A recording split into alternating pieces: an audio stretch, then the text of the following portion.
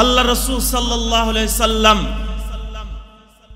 ইরশাদ করেন, আন আব্দুল্লাহ ইবনে উমর রাদিয়াল্লাহু তাআলা আনহুমা ক্বালা রাসূলুল্লাহ সাল্লাল্লাহু আলাইহি ওয়াসাল্লাম বুনিয়াল ইসলামু আলা খামস শাহাদাতান আন লা ইলাহা ইল্লাল্লাহ ওয়া আন্না মুহাম্মাদান আবদুহু ওয়া রাসূলুহু ওয়া ইকামাস সালাহ ওয়া ইতাআজ যাকাত ওয়া হাজ্জাল বাইত ওয়া সাওম রমাদান।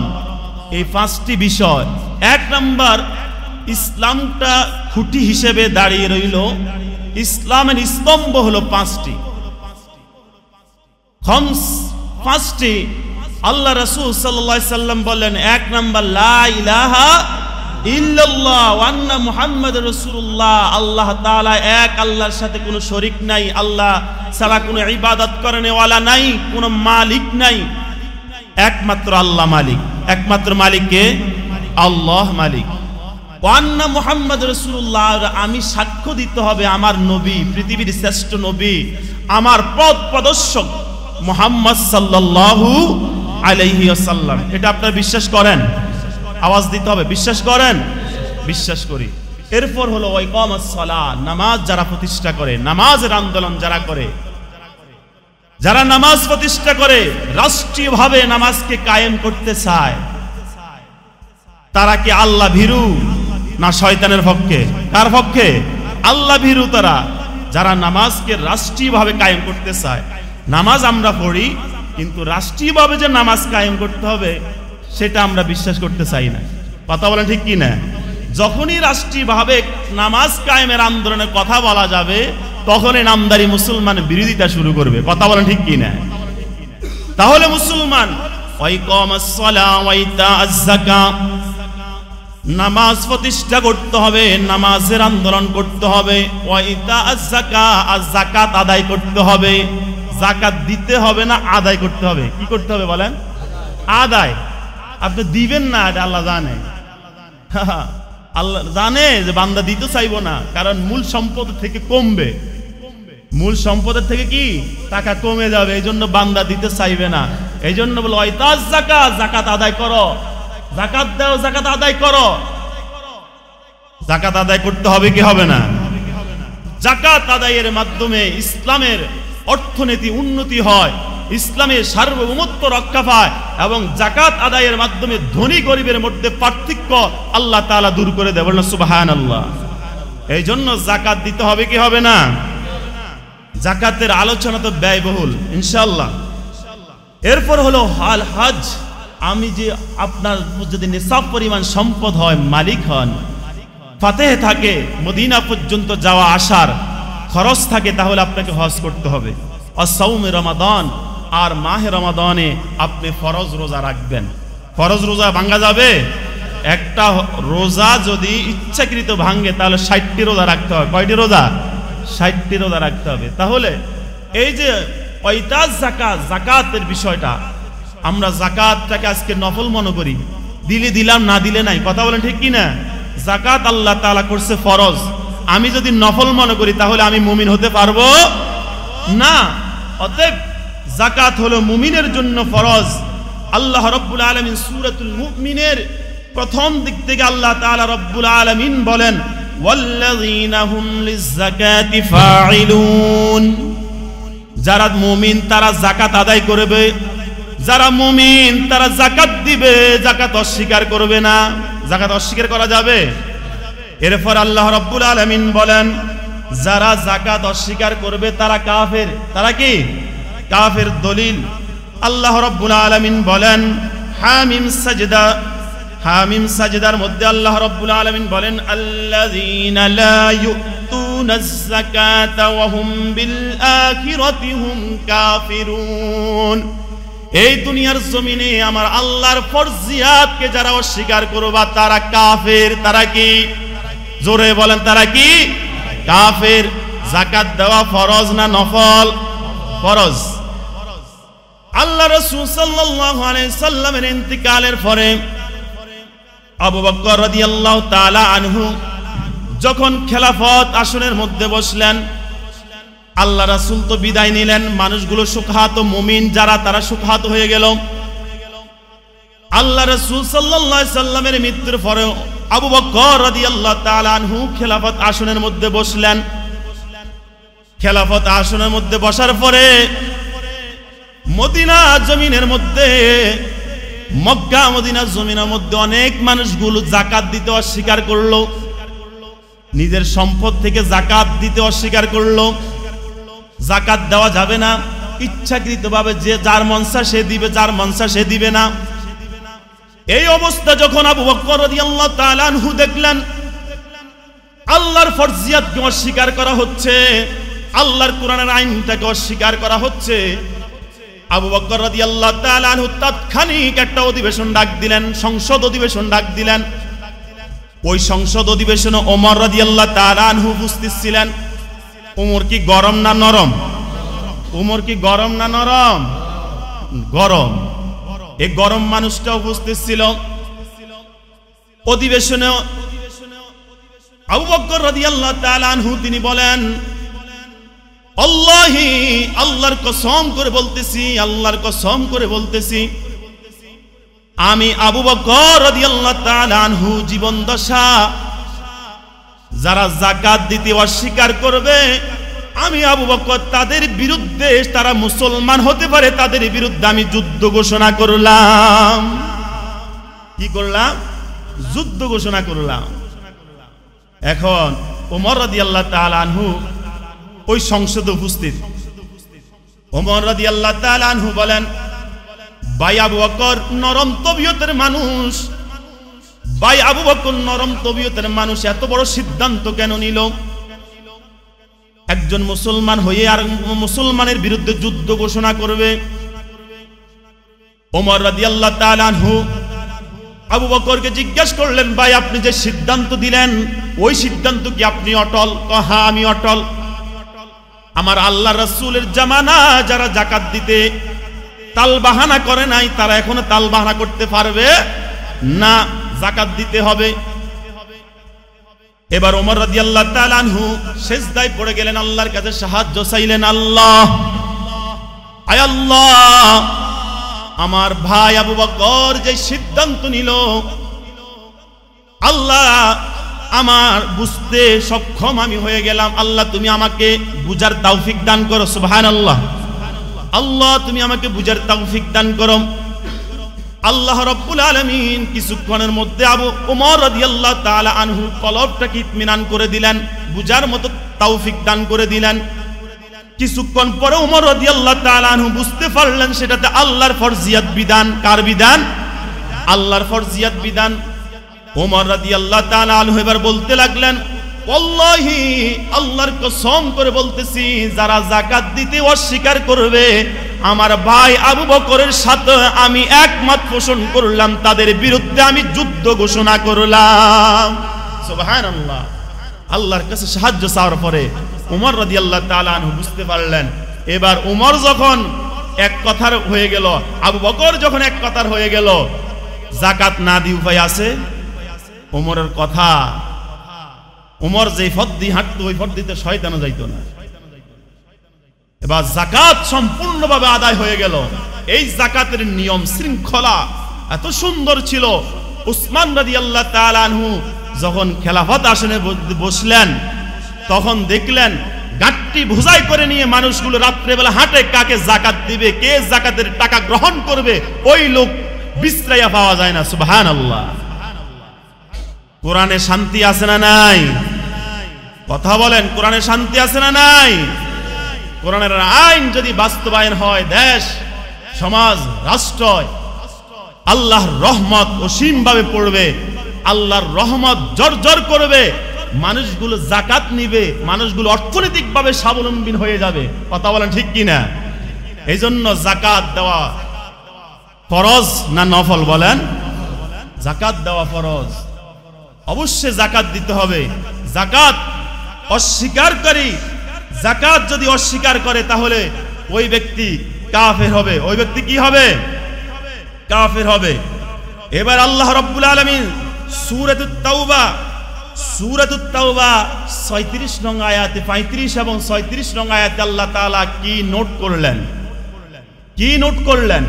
আল্লাহ রাব্বুল আলামিন এবার ঘোষণা করলেন সূরাতুত তাওবার মধ্যে, ওয়াল্লাযীনা ইয়াকনিজুনা আয-যাহাবা ওয়াল ফিদ্দাতা ওয়া লা ইউনফিকুনাহা ফী সাবিলিল্লাহ ফাবাশশিরহুম বিআযাবিন আলীম ইয়াওমা ইউহমা আলাইহা ফী নারি জাহান্নাম ফাতুকওয়া বিহা জিবাহুম ওয়া জুনুবুহুম ওয়া যুহুরুহুম হাযা মা কানাসতুম লিআনফুসিকুম ফাযুকু মা কুনতুম তাকনিজুন। আল্লাহ রাব্বুল আলামিন বলেন, বান্দারা তোমরা যারা স্বর্ণ রূপা অর্থ আভিজাত্রীগুলো জমা করে রাখবা। কি করলে? স্বর্ণ রূপা জমা করে না? মহিলার গলায় স্বর্ণ, যাকাত নাই, আছে না নাই? রূপা পরিধান করে, যাকাত নাই।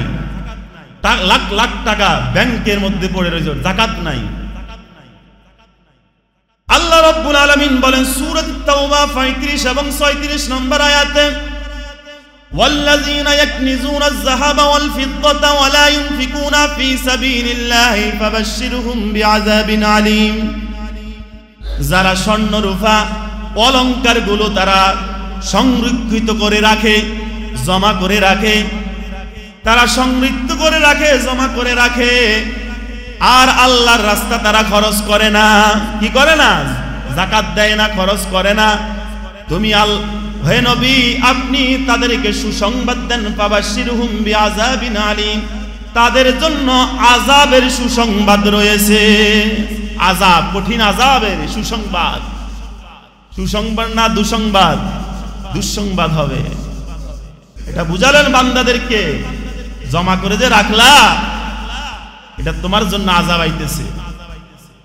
অতএব কি রকম আযাব দিবেন আল্লাহ রাব্বুল আলামিন? ইয়াউমা ইউহমা আলাইহা ফী নারি জাহান্নাম ফাতুকওয়া বিহা জিবাহুম ওয়া জুনুবুহুম ওয়া যুহুরুহুম হাযা মা কানাসতুম লিআনফুসিকুম। আল্লাহ রাব্বুল আলামিন বলেন, কি রকম বান্দাকে আযাব দিব জানো? এই যে স্বর্ণ রাখলো, রূপা রাখলো, টাকা রাখলো, ব্যাংক ব্যালেন্স করে রাখলো, এইগুলোকে আমি আল্লাহ তাআলা জাহান্নামের আগুন দিয়া এই সমস্তগুলোকে আমি আল্লাহ তাআলা গরম করব। জাহান্নামের আগুন দিয়া গরম কইরা পিতল বানাইয়া তাদের কপালের মধ্যে সেক দিব। নাউজুবিল্লাহ। কপালের মধ্যে সেক দিবে, পিঠের মধ্যে দাগ দিবে। ও মুসলমান, তাহলে যাকাত দেওয়া যাবে কি যাবে না? দিতে হবে কি হবে না? বলা হলো এই যে টাকা, স্বর্ণ, অলংকার, এগুলোকে জাহান্নামের আগুন দিয়ে সেক দিয়া পিতল বানাইয়া গরম কইরা বান্দার কপালের মধ্যে সেক দিবে, পিঠের মধ্যে সেক দিবে। এরপর একে শাস্তি দিতে থাকবে আর বলবে, এটা তোর মাল, এটা তোর সম্পদ, যেটাকে সংরক্ষিত করে রেখেছিলি, আজকে তার পরিণাম তুমি ভোগ কর। তবে ভোগ করা যাবে দুনিয়াতে, যাকাত দিতে হবে। কথা বলেন ঠিক কি না? বর্তমানে অনেক মাসালা, তো সবকিছু তো বলা সম্ভব না। কমপক্ষে 50,000 টাকা যদি কারুর থাকে, মাসালা 50,000 টাকা যদি জমা থাকে আপনার কাছে, রূপার ওজনে, রূপার ক্ষেত্রে 52 তোলা রূপার ওজন বর্তমানে 47,000 টাকা, বা 50, 47, 50-এর ভিতরে লিমিট। এটা যদি আপনার কাছে জমা থাকে 50,000, বা স্বর্ণ রূপা এই জাতীয় সম্পদ যদি আপনার কাছে জমা থাকে, তাহলে আপনি যাকাত দিতে হবে। প্রতি 1 লক্ষ টাকা 2500 টাকা যাকাত। কত টাকা বলেন? 2500 টাকা যাকাত। 1 লক্ষ টাকা কত টাকা? 2500 টাকা। যাকাত দিলে সম্পদ বাড়ে না কমে? যাকাত দিলে সম্পদ বাড়বে, কমবে না। কসম আল্লাহ, আল্লাহি আল্লাহ ওয়াদা করছে, এটা কমবে না, এটা বাড়বে তোমার। আর যাকাত না দিলে অন্য দিক দিয়ে বিপদ মুসিবত দিয়ে, ঘূর্ণিঝড় সিডর, আগুনে লেগে, বা ছেলে মেয়ে বিপদ, বা নিজের বিপদ, রোগ বিমার দিয়ে আল্লাহ তাআলা টাকা নিয়ে যাবে, থাকবে না। তাহলে সম্পদ পবিত্র করার জন্য যাকাত দিতে হবে কি হবে না? আমার আপনার সম্পদ যা আছে 50,000 টাকা স্বর্ণ রূপা অলংকার যদি থাকে এগুলো জাকাত দিয়ে দেব হিসাব করে করে, ব্যয় হিসাবে ন, বিনা হিসাবে ন, হিসাব ছাড়া ন, জাকাত দিতে হবে হিসাব করে করে করে, কড়া গন্ডা হিসাব করে। ডিপিএসে আছে, ব্যাংকে আছে, হালতে আছে, লেনদেনে আছে, যার যে অবস্থানে টাকা আছে ওই টাকাগুলো হিসাব করবে যে 50,000 টাকা হয় কিনা। সর্বনিম্ন যদি 50,000 টাকা হয়, 50,000 টাকার জাকাত কত টাকা আসবে? 1250 টাকা। এই নিয়মে আপনি হিসাব করে করে জাকাত দিয়ে দিবেন। ইহুদি মহিলা আল্লাহ রাসূল সাল্লাল্লাহু আলাইহি সাল্লামের জামানা আল্লাহ রাসূল বলল জাকাত দিলে সম্পদ বাড়ে, জাকাত দিলে সম্পদ কমে না, জাকাত দিলে সম্পদ পবিত্রতা হয়। ইহুদি মহিলা, যেই মহিলা ইসলাম ধর্ম গ্রহণ করে নাই, ওই মহিলা কি করলো? তার সম্পদের 40 ভাগ কইরা 1 ভাগ জাকাত দিয়ে দিয়েছে। সুবহানাল্লাহ কন্যা, সম্পদের 1 ভাগ জাকাত দিয়ে দিয়েছে। ইহুদি, যেটা মুসলমান হয় না, যে মহিলা মুসলমান হয় নাই, ওই মহিলা এবার আশা রইল আগামী 1 বছরের ভিতরে আমার সম্পদ বাড়ে না কমে আমি দেখি। সুবহানাল্লাহ কন্যা, এই ইহুদি মহিলা আশা রইল। ইহুদি মহিলা 100টা উট সিরিয়ার জন্য, বাণিজ্যিকের জন্য, ব্যবসার উদ্দেশ্যে পাঠালো। প্রতিমধ্যে কিছুদিন পরে মহিলার কানে খবর আসলো যে এই বাণিজ্যিক সফরে যাওয়ার পথে ডাকাইতের কবলে 100টি উট জব্দ হয়ে গেছে। এখন মহিলা চিন্তিত হয়ে গেল, আমি জাকাত দিলাম, মুহাম্মদের ধর্ম কি সত্য না? মুহাম্মদের কি কথা কি মিথ্যা হতে পারে নাকি? আমি ইহুদি হতে পারি কিন্তু মুহাম্মদের কথা জানি, মুহাম্মদ যেটা বলে এটা সত্য কথা বলে। বললেন সুবহানাল্লাহ। এখনই মহিলা 100টা উট যখন শুনলো যে ডাকাইতের কবলে পড়ে গেল, মহিলা বিচলিত হন নাই। ইহুদি মহিলা বিচলিত না হয়ে সবর করতে লাগলেন। কিছুদিন পরে দেখলো সিরিয়া থেকে সেই 100টি উট বাণিজ্যিক ব্যবসা বাণিজ্য করে তারা আবার মদিনার মধ্যে এসে পৌঁছে গেল। বললেন সুবহানাল্লাহ। এবার মহিলা জিজ্ঞেস করলো, আমির সাহেবকে জিজ্ঞেস করলো, আমির শুনেছিলাম বাণিজ্যিক যাওয়ার পথে তোমাদের উটগুলোকে শত্রু পক্ষরা ডাকাইতের কবলে তোমরা পড়ে গেলা, কতটুকু সত্য কতটুকু মিথ্যা? ওই সামনে যে আমির ছিল, আমির বলতেছে আমাদের সামনে যে উটটি ছিল, সবার সামনে যে উট ছিল, যে পাল প্রধান ছিল, ওই পালের প্রধান উটটি গর্তের মধ্যে পড়ে গেল। গর্তের মধ্যে যখন 1 পা ঢুকে গেল, ওই উটটা শুয়ে গেল। ওই উটটা শোয়ার সাথে সাথে সবগুলো উট শুয়ে গেল। সুবহানাল্লাহ। অতএব ডাকাইতের কবলে পড়ে নাই, সাময়িক বিপদের মধ্যে আমরা পড়েছিলাম। ওই মহিলা এই অবস্থা দেখে দেখে বাণিজ্যিক থেকে আসার পথে ব্যবসার মধ্যে এত লাভবান মহিলা আর অপেক্ষা না করে মুহাম্মাদের দরবারে গিয়ে মুহাম্মদকে বলে, ও মুহাম্মদ, ইহুদি হয়েছিলাম, ইহুদি মহিলা হয়েছিলাম, ইসলাম ধর্ম গ্রহণ করি নাই। মুহাম্মদ রে, তোমার কথা মেনেছিলাম, জাকাত দিয়েছিলাম। জাকাত দেওয়ার কারণে আমার সম্পদটাকে আল্লাহ তাআলা দ্বিগুণ বাড়িয়ে দিয়েছে। সুবহানাল্লাহ। আমি আর ইহুদি থাকতে চাই না, আমাকে পড়াইয়া দাও লা ইলাহা ইল্লাল্লাহু মুহাম্মাদুর রাসূলুল্লাহ সাল্লাল্লাহু আলাইহি ওয়াসাল্লাম। ও মুসলমান, জাকাত দিলে মানুষের সম্পদ বাড়ে, জাকাত দিলে মানুষের সম্পদ কমে না। জাকাত দিলে সম্পদ বাড়তে থাকবে, অগাধ সম্পদের মালিক হতে থাকবেন। আপনি মনে করেন 10 লক্ষ টাকার মালিক, আপনি এই বছর ছিলেন, আপনি 10 লক্ষ টাকার জাকাত যখন আপনি দিবেন, আপনি মনে করবেন আপনার সম্পদ কমে যাবে। না না না, আল্লাহি ওয়াল্লাহি, আল্লাহর কসম করে বলতেছি, আপনি যদি এই বছর জাকাত দেন, আগামী বছর আল্লাহ আপনাকে 12 লক্ষ টাকার মালিক করতে কষ্ট হবে না। কথা বলেন ঠিক কি না? সম্পদের মালিককে আমি সম্পদ জমা করে রাখলাম, যদি আল্লাহ আমার একটা বিরাট বড় ধরনের রোগ দিয়ে দেয়, সম্পদ ধরে রাখতে পারবো? ঘর বাড়ি সব বেশি রাখি। কথা বলেন ঠিক কি না? এই জন্য যতদিন সুস্থ থাকবো, যতদিন আল্লাহ সম্পদ দিবেন, এই সম্পদের সঠিক ব্যবহার করতে হবে কি হবে না। সম্পদ ততক্ষণ পবিত্র হবে। জাকাত না দিলে সম্পদ অপবিত্র থাকে। জাকাত না দিলে সম্পদ পবিত্র থাকে, এই সম্পদ পবিত্র হয় না, আপনি হারাম খাইলেন। ও মুসলমান, এই জন্য জাকাত দিতে হবে কি হবে না? জাকাত ফরজ। জাকাত কি বলেন? জাকাত ফরজ। আল্লাহ তাআলা আমাদেরকে জাকাত দেওয়ার সেই তৌফিক দান করুক, সকলে বলুন আমিন। আল্লাহ রাব্বুল আলামিন বলেন ওয়াকিমুস সালাহ ওয়া আতুজ যাকাত ওয়ারকাউ মা'আর রাকিঈন, যে তোমরা সালাত কায়েম করো, যাকাত দাও, আর রুকুকারীর সাথে রুকু করো। দিন কায়েমের আন্দোলনে যারা আছে তাদের সাথে অগ্রণী ভূমিকা তুমি পালন করো। আল্লাহ তাআলা আমাদেরকে কবুল করুন, সকলে বলুন আমিন। যাকাত কাকে দিবেন? অনেকগুলো মাসালা, কয়টা বলবো? আংশিকভাবে বলে যাচ্ছি। এবার যাকাত আপনি কাকে দিবেন? ইন্নামাস সাদাকাতু লিল ফুকারা ওয়াল মাসাকিন ওয়াল আমিলিনা আলাইহা ওয়াল মুআল্লাফাতি কুলুবুহুম ওয়া ফির রিকাব ওয়াল গারিমিনা ওয়া ফি সাবিলিল্লাহি ওয়া বিনিস সাবিল ফরিদাতাম মিনাল্লাহ আল্লাহু আলিমুন হাকীম। 8 শ্রেণীর লোককে যাকাত দিতে হবে। কয় শ্রেণীর? 1 নম্বর ইন্নামাস সাদাকাতু লিল ফুকারা, ফকিরকে। কাকে দিতে হবে? ফকিরকে দিতে হবে। 2 নম্বরে মিসকিনকে দিতে হবে। 3 নম্বর যাকাত আদায় যে করে তাকে দিতে হবে। যাকাত যিনি আদায় করে সে যদি খাওয়ার উপযুক্ত হয় তাকে দিতে হবে। 4 নম্বর হলো ইসলামের প্রতি আকৃষ্ট অমুসলিমকে যাকাত দেওয়া যায় ইসলামের প্রতি আকৃষ্ট করার জন্য।